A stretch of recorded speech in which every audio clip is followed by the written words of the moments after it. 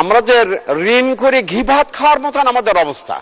আমি 2-3 মাস আগেই এটা দেখছিলাম পত্রিকায়, নিজেই দেখছিলাম যে সরকার টাকা ব্যাংক থেকে সরকার টাকা ছেপে এটা ব্যাংকে দিচ্ছে। তো এই যদি হয় অবস্থা, তাহলে তো মুদ্রাস্ফীতি বেড়ে যাবে।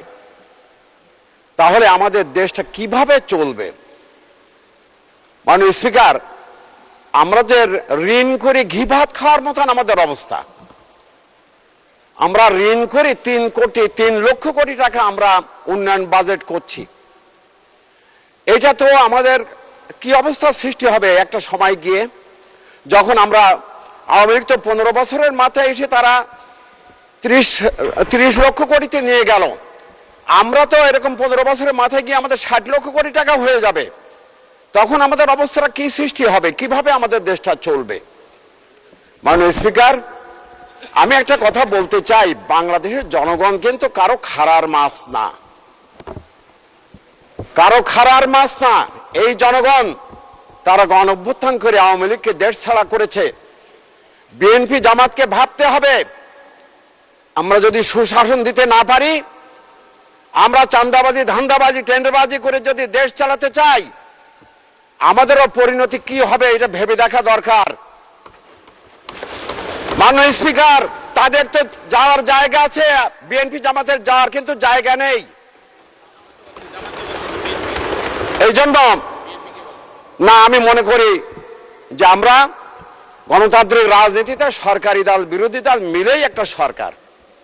আমাদের সরকারি বন্ধুরা অসহিষ্ণু হন, প্রায় বলেন যে বিরোধী দলীয় নেতারা এই কথা বলেন ওই কথা বলেন।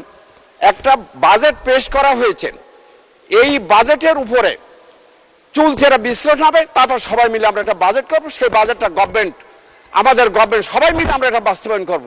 এটাই তো হতে হবে। তা আমরা যা পেশ করাবে তাই তার শুধু গুণগান গাবো, তাহলে তো হলো না। মাননীয় স্পিকার, এই জন্য আমি মনে করি যে আমরা সরকারের সরকারি দল বিরোধী দল, তা যদি না হবে, তা আমাদের বিরোধী দলীয় নেতাকে ফ্ল্যাগ দেওয়া হয় কেন? মন্ত্রী পদমর্যাদা দেওয়া হলো কেন? বড় বড় বিশাল বিশাল অফিস দেওয়া হয়েছে কেন? বিরোধী দল গণতান্ত্রিক রাজনীতিতে সরকারের একটা পার্ট। অতএব আমাদেরকে এই সরকারকে সুন্দরভাবে চলতে হবে, দেশের মানুষের চাহিদা মেটাতে হবে, সুশাসন দিতে হবে, দেশের জনগণের ভাগ্য উন্নয়নে আমাদের সেই সংগ্রাম আমাদের রাখতে হবে, এবং দেশের মানুষ যেন খেয়ে পরে বাঁচতে পারে সেই ব্যবস্থা আমাদের করতে হবে। মাননীয় স্পিকার, এই জন্য মনে করি আমাদের চিন্তা ভাবনা করে আমাদের বাজেট করা দরকার, আমাদের উন্নয়ন বাজেট কমানো দরকার, এবং আমাদের আয় বাড়ানো দরকার।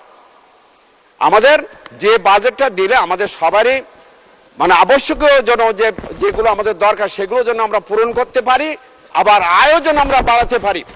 এই ব্যাপারে আমার পরামর্শ হলো এই, যে আমরা যেমন একসঙ্গে মিলে সরকারি দল বিরোধী দল মিলে একটা কমিটি গঠন করে বিদ্যুৎ সমস্যার সমাধান করা হয়েছিল, ঠিক তদ্রূপ আমি মনে করি আগামী